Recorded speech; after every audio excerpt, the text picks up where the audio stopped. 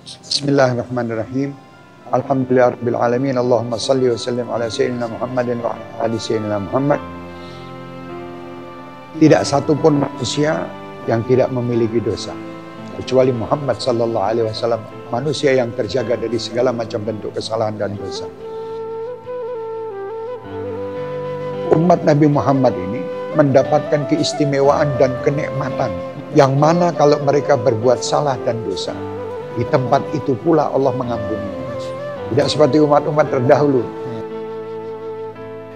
Kalau umat Nabi Muhammad, di mana dia berbuat dosa, di situ dia bertobat, Allah pasti mengampuninya.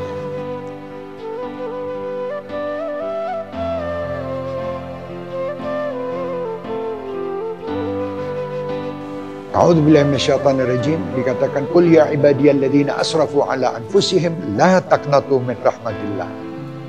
Innallaha yaghfiru dzunuba jami'a. Orang yang berlumuran dosa, yang sudah sangat banyak dosanya, masih diakui hamba.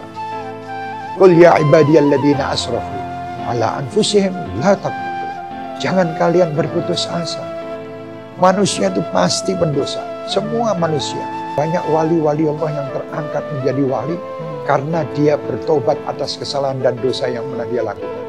Kita sering mendengar cerita-cerita para aulia, orang-orang yang sufi dan sebagainya, yang asalnya mungkin dia pendosa, meminum khamar, dia orang yang suka berjudi, suka berzina, tapi terus mendapatkan hidayah min Allah, dan dia terus takut sama Allah, dan dia bertaubat, dan dia minta ampun kepada Allah, yang akhirnya dipenuhi oleh kegiatan-kegiatan ibadah yang baik. Itulah. Jadi hamba-hamba ini tidak perlu putus asa. Banyak wali-wali yang mendapat kedudukan tinggi di sisi Allah karena bekas pendosa, dan dia bisa bertobat, dan taubatan nasuha, tobat yang benar-benar taubat. Umat Nabi Muhammad pun mendapatkan satu keistimewaan berkat Nabi Muhammad. Kalau sudah sampai di kerongkongan nyawa itu, di situ baru tidak ada ampunan. Tapi kalau masih sebelumnya, masih dibuka ampunan sama Allah Subhanahu wa taala. Oleh karenanya kita tidak boleh menyangka orang itu neraka. Kan kita belum tahu, siapa tahu nanti dia di akhir hayatnya dia jadi orang yang baik. Dan akhir hayat itu pun juga yang tahu hanya Allah Subhanahu wa taala. Makanya kita harus husnudzon terus. Dan saya menghimbau kepada semua yang merasa dirinya pendosa. Saya juga orang yang banyak dosa. Jadi kita sama-sama yuk, kita bertobat, kita dekat sama Allah. Kita manja-manja sama Allah. Karena Allah menjanjikan untuk mengampuni. Allah akan mengampuni dosa sebesar apapun dosa yang pernah kita lakukan. Jangan kecil hati. Jangan putus asa, ayo terus.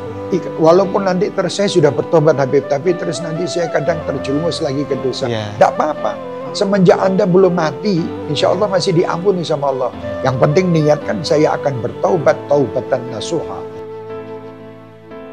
Maka kemarin saya juga menyampaikan bahwa ayo Indonesia ini perlu Indonesia beristighfar.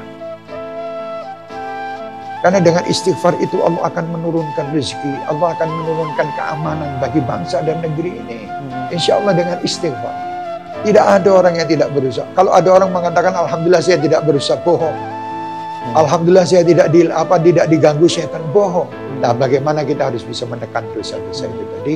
Kita bisa menekan bagaimana sarana untuk kita berbuat dosa ini dikurangi gitu. Jangan putus asa, terus semangat. Allah Maha Pengampun. Amin, amin.